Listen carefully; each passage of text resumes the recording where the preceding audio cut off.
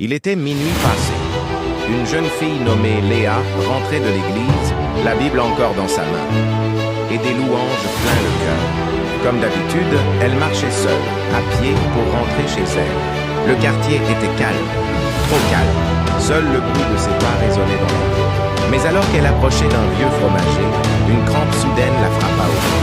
Elle s'arrêta net, incapable de poser le pied au sol. Elle s'adossa contre l'arbre pour reprendre son souffle, se demandant ce qui lui arrivait.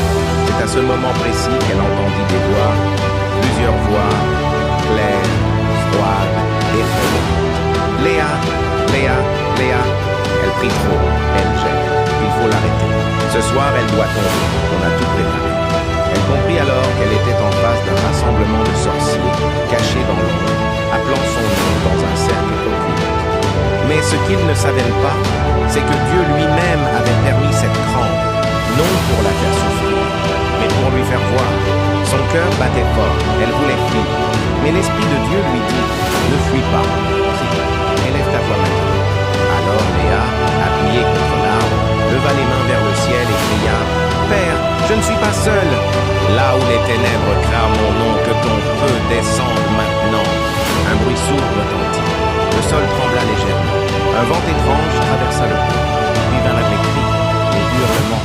Certains sorciers couraient en se tenant la tête. D'autres tombèrent à genoux, paralysés.